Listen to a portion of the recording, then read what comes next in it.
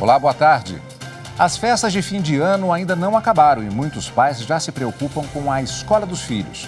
O acesso à creche e pré-escola é um direito das crianças de 0 a 5 anos. No programa de hoje, você vai ver que em setembro deste ano, o STF decidiu que o Estado tem o dever de adotar as medidas necessárias para garantir esse direito. E vai ver ainda. Ministro Alexandre de Moraes autoriza Operação Nero contra suspeitos de tentar invadir a Polícia Federal em Brasília. 4 pessoas já foram presas nas primeiras horas de hoje. STF estende até abril compensação de dívidas de São Paulo com perdas de ICMS. No último mês de julho, o ministro Alexandre de Moraes já havia deferido liminar, permitindo a compensação. E ainda, União deve restituir lucros com petróleo e gás natural cedidos pelo Espírito Santo.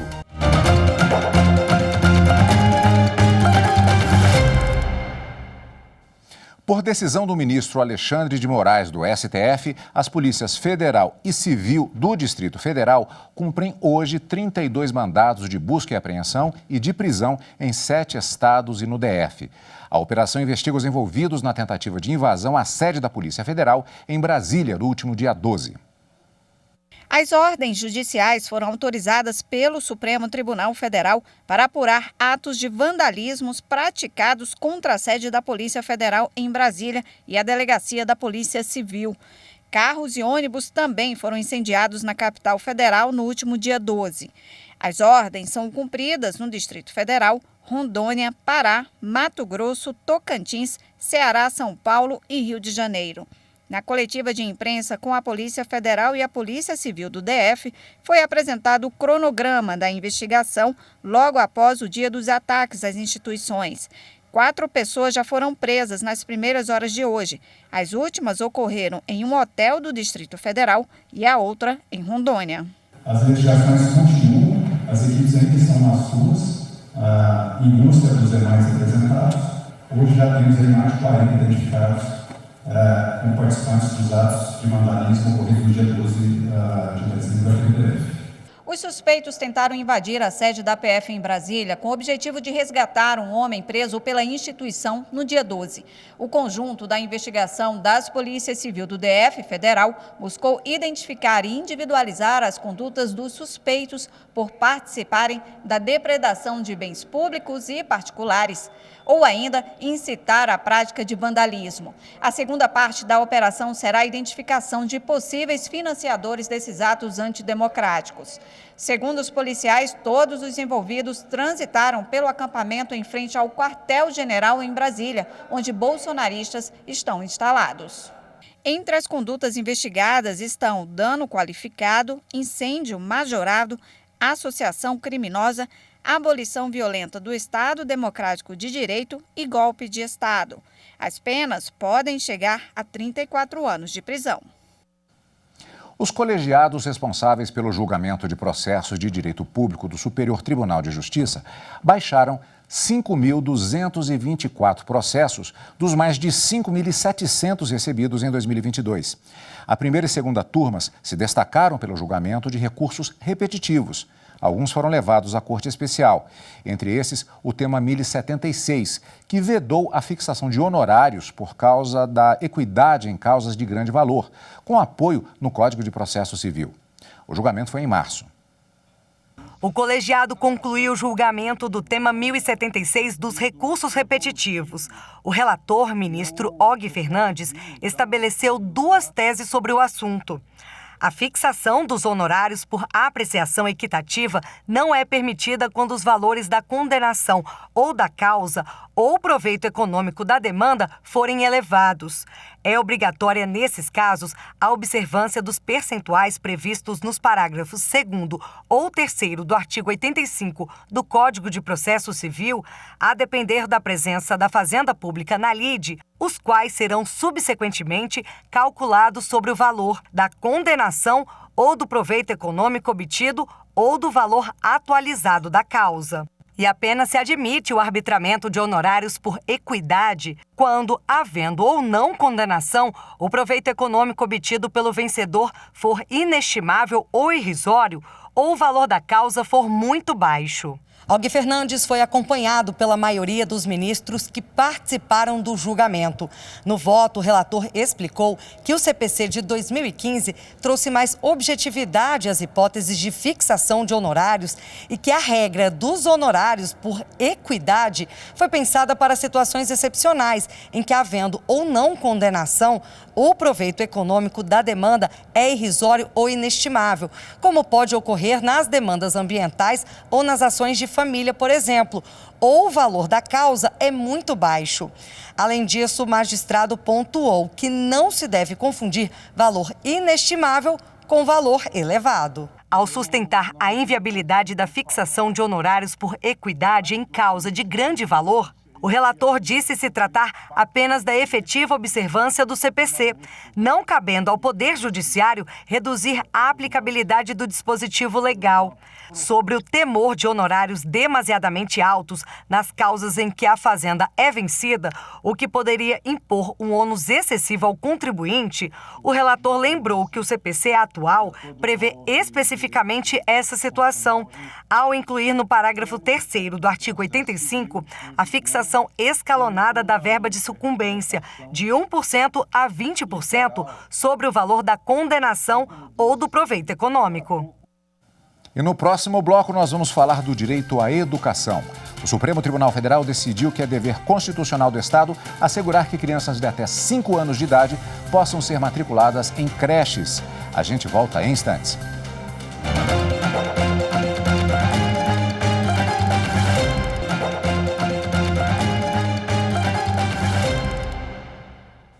No último mês de setembro, o plenário da Suprema Corte decidiu que é dever constitucional do Estado assegurar que crianças de até 5 anos de idade possam ser matriculadas em creches. Vamos ver agora como as famílias podem fazer jus a esse direito na reportagem de Renato Rosa. A conta não bate na casa da Raquel. Ela cuida sozinho do filho, ganha um salário mínimo por mês. Para conseguir trabalhar numa padaria, paga R$300 para babá. Tem um aluguel de R$500 da kitnet, mais os gastos com alimentação, remédio, energia e outras despesas. Às vezes precisa comprar uma fralda e não sobra para comprar uma fralda. Aí eu tenho que recorrer à minha avó, tenho que recorrer à ajuda, porque eu não consigo sozinha. Ela mora no Distrito Federal. A solução de parte dos problemas está em conseguir matricular o Gael, de 1 ano, numa creche. Ela já procurou a Regional de Ensino, fez o pedido, mas não consegue vaga para o filho. Eles me trataram super bem lá, só que eles falaram que eu tinha que ter uma pontuação para poder entrar na creche, que eles iriam ligar avisando que teria vaga, só que até hoje eles não ligaram. No Brasil, quem mais precisa das creches ainda tem pouco acesso ao serviço. Entre as famílias mais pobres, por exemplo, apenas 24,4% das crianças de até 3 anos de idade frequentam creches, ou seja, 1 a cada 4. O estudo é da Fundação Maria Cecília Souto Vidigal e tem como base o chamado Índice de Necessidade de Creche, desenvolvido para orientar as políticas públicas e mapear o atendimento.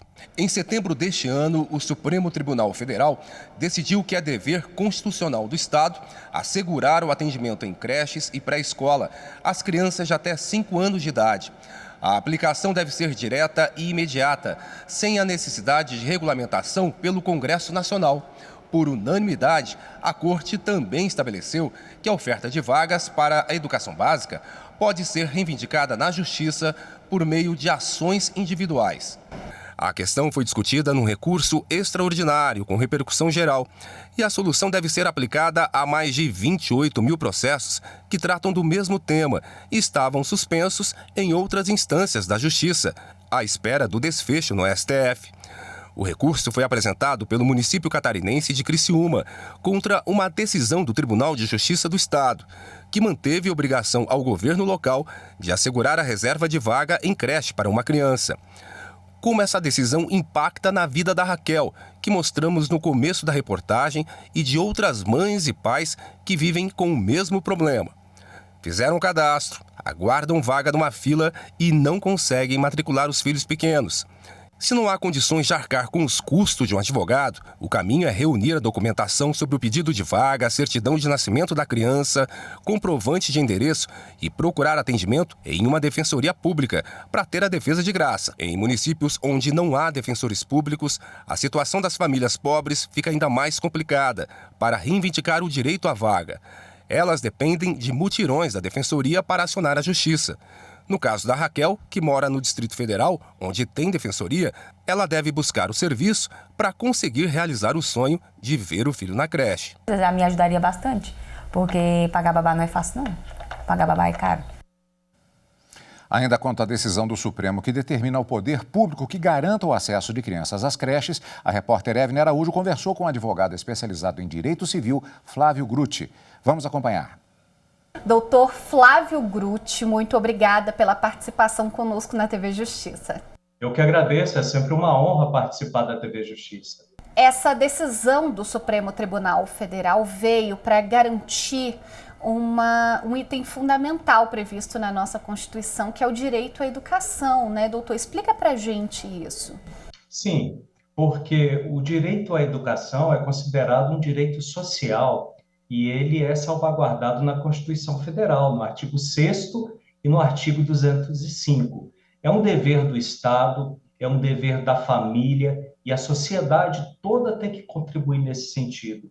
Há de se garantir a todos o direito ao estudo básico, pelo menos. E o estudo básico compreende 3 fases. A primeira fase seria o ensino infantil, que é até os 3 anos, caracterizado pela creche. Depois dos 4 aos 5 anos, nós temos a pré-escola, de 4 e 5 anos. Na sequência, nós temos o ensino fundamental, que é dividido nos 5 anos iniciais e nos 4 anos finais. E concluindo todo o ensino base, nós temos a parte relacionada ao ensino médio, que no mínimo tem que ter 3 anos. Portanto, esse é o direito assegurado na Constituição e essa foi a linha defendida pelo Supremo Tribunal Federal. Nesse contexto, os municípios agora vão ter que usar parte do orçamento para garantir essas vagas em creches? Deveriam, porque essa decisão vincula todo o Poder Judiciário e é evidente que a administração tem que seguir essa linha. Entretanto, alguns municípios e alguns estados alegam que não tem orçamento ou que não tem licitação em curso, por exemplo, para abrir creches. Eu imagino que o estado e o município, sozinho, embora devessem, não vão agir. E aí, nesse caso, será necessário que aquele interessado ingresse e busque o Poder Judiciário para fazer garantir o seu direito. Alegam ainda, finalizando, que o Poder Judiciário estaria se intrometendo na esfera administrativa em face da independência dos poderes. Entretanto, esse direito tem uma raiz constitucional. Esse direito está assegurado, inclusive, pelo Estatuto da Criança e do Adolescente. Então, não há vulneração à independência entre os poderes. No caso específico, então, pais e mães que querem ter acesso à creche, eles precisam necessariamente ingressar com uma ação na justiça para ter esse direito garantido? Pais e mães que tiverem o interesse de colocar o filho em creche têm que ter em mente, logo de saída, o seguinte: não é apenas uma faculdade, é um dever dos pais de matricular os seus filhos na escola.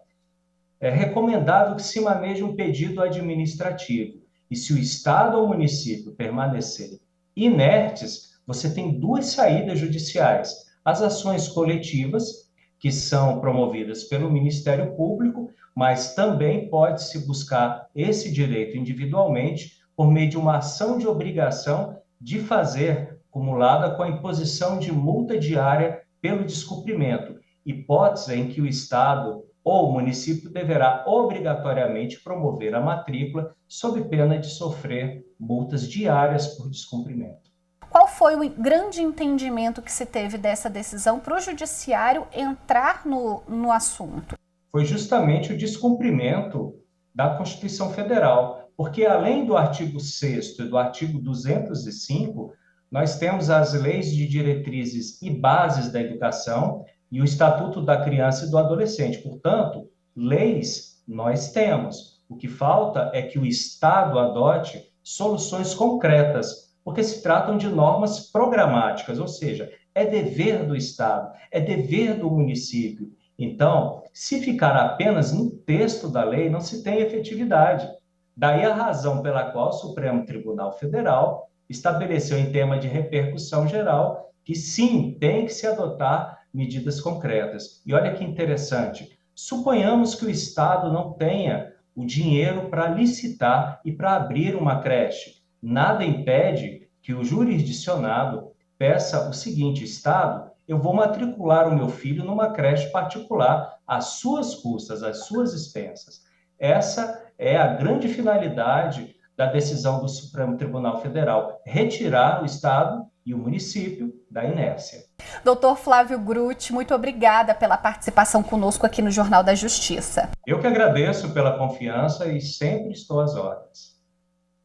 E no próximo bloco, na retrospectiva do STF, você vai rever a decisão que validou suspensões de cláusulas coletivas de trabalho sobre jornada de motoristas de carga. Voltamos já.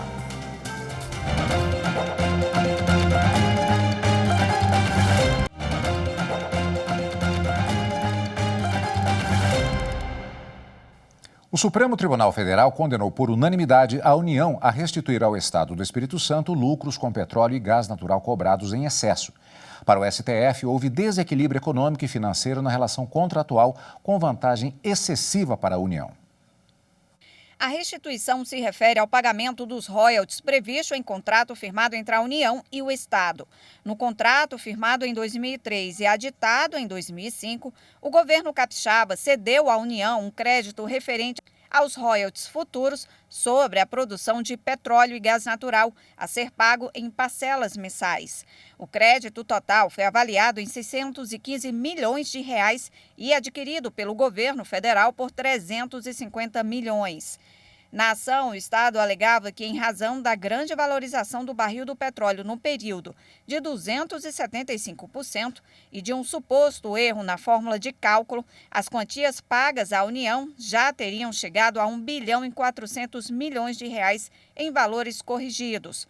O governo do Estado, então, alegou ainda que haveria um desequilíbrio econômico-financeiro no contrato, pois os lucros do governo federal seriam maiores do que os previstos.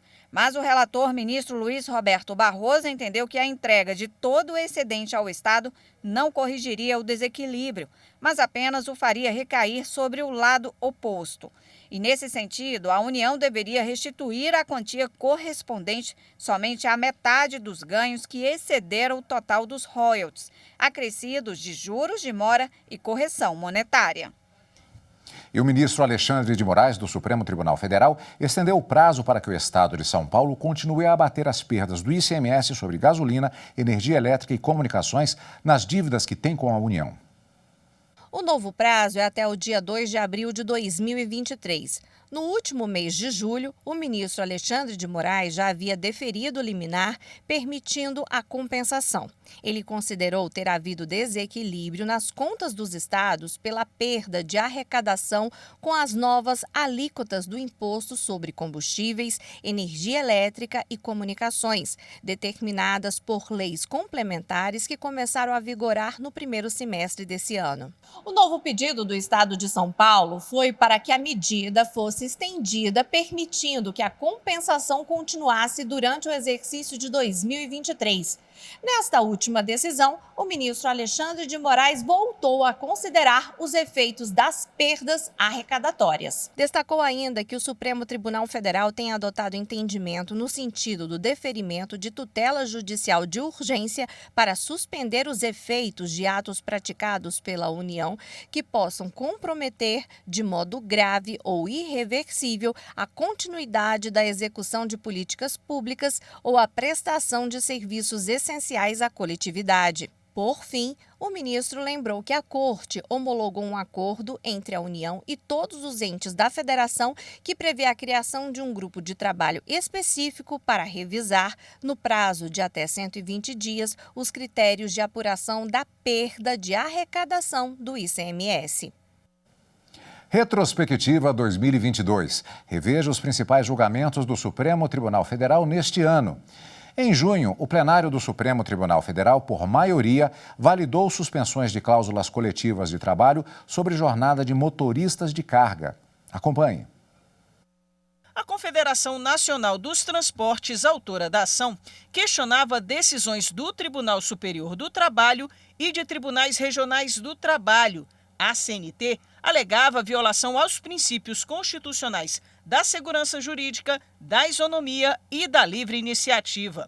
Essas decisões invalidaram normas coletivas firmadas entre transportadoras de carga e motoristas, que estabeleciam que a categoria não estava sujeita ao controle de jornada antes de 2012, quando começou a valer a lei que disciplinou os direitos e deveres dos motoristas profissionais. Foi levado em conta que, como existiam meios tecnológicos para o controle da jornada, não poderia ser automaticamente aplicada a norma. Com isso, os empregadores foram condenados ao pagamento de horas extras e de horas de trabalho prestado em dias de descanso ocorridos antes da vigência dessa lei. A discussão ficou dividida em duas correntes. O relator da ação, ministro Gilmar Mendes, entende que as decisões do TST e de tribunais regionais do trabalho são inválidas, porque a Constituição Federal assegura a supremacia da negociação coletiva. Ele foi acompanhado pelos ministros Nunes Marques, André Mendonça e Alexandre de Moraes. Entendo que as decisões da Justiça do Trabalho que afastam a validade da incidência do artigo 62.1 da Convenção das Leis do Trabalho, deixando de aplicar a cláusula contratual de acordos e convenções coletivas em que deliberada sua aplicação à categoria para situações ocorridas antes da entrada em vigor da Lei Federal 12.619 de 2012, ofendem os princípios constitucionais da segurança jurídica, da isonomia, da livre iniciativa e principalmente a supremacia das convenções e dos acordos coletivos. A divergência foi aberta pela ministra Rosa Weber, que considerou que as decisões não afastam acordos nem a norma da CLT. Elas apenas concluíram que era possível realizar o controle de jornada e, por isso, eram devidas horas extras. Esse entendimento foi seguido pela ministra Carmen Lúcia e pelos ministros Edson Fachin, Luiz Roberto Barroso e Ricardo Lewandowski. Nessa linha, tenho por incabível a presente arguição de descumprimento de preceito fundamental pela constatação, primeiro, da inexistência de conflito entre normas autônomas, instrumentos coletivos de trabalho, e heterônomas, legislação trabalhista, a suscitar possível desconsideração de cláusulas coletivas em face do artigo 62.1 da CLT. Ao contrário, as decisões impugnadas ajustam-se ao teor das convenções de trabalho pertinentes, traduzindo mera exegese do artigo 62.1 da CLT. O julgamento entrou no terceiro dia, faltando os votos dos ministros Dias Toffoli e Luiz Fux. Toffoli votou pela improcedência da ação. A meu ver, com as mais respeitosas vênias, as decisões judiciais da Justiça do Trabalho que procedem a essa análise à luz de cláusula convencional remissiva ao 62.1 da CLT não estão negando validade aos referidos acordos coletivos, que apenas determinaram a sua incidência. Pelo contrário, tais decisões promovem a interpretação do dispositivo de acordo com as provas produzidas nos autos, de forma a verificar se o trabalhador litigante poderia ou não ter sua jornada fiscalizada pelo trabalhador, se estava ou não anotada na sua carteira e no registro de empregados, se o controle de jornada é ou não compatível, naquele caso concreto, com a atividade externa exercida, porque não estava explicitamente na cláusula afastada a sua possibilidade de não recebimento de horas extras. O ministro Luiz Fux acompanhou o voto do relator.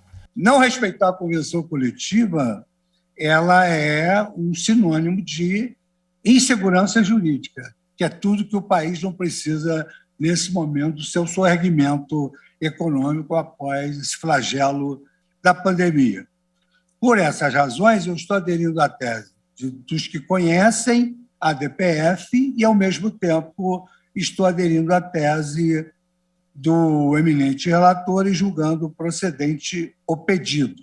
O plenário, por maioria, manteve as decisões do TST e TRTs que não aplicaram acordos e convenções coletivas que suprimiram direitos trabalhistas.